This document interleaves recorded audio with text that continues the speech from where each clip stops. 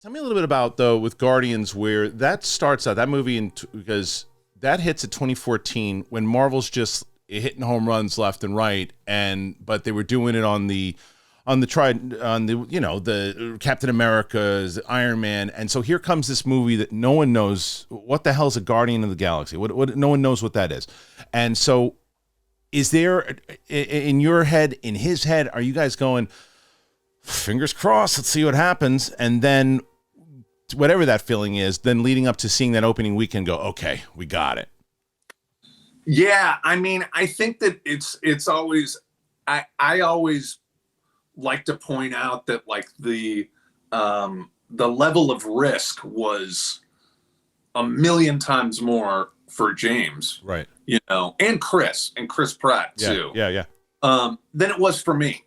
If that movie bombs, I walk away from it and I go do my next thing. But James isn't going to get another chance anytime soon to direct a big budget movie, or maybe even any movie, right? And it's kind of the same thing with Chris and the lead, like carrying a movie. It was like, so I think those guys were a lot more nervous about it being a bomb. But I also, like, I knew the movie was going to be pretty good, at least. Like, right. My floor was, this movie's going to be good. I knew my brother. I knew his work.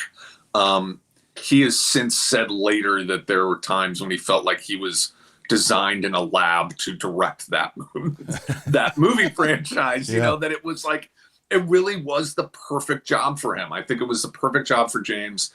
And I think James was the perfect hire for Marvel for exactly what you're talking about. Like, they needed somebody to take these characters that people didn't know, right, and make them as lovable and as much at the forefront as all the characters people did know.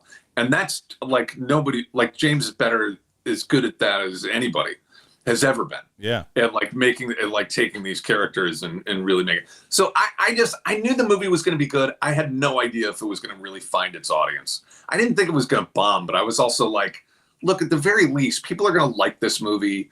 It's going to be, it's going to be a cult hit, maybe, at its floor. Like, people will think it's funny and cool, but is it going to be a hit the way the other Marvel movies are?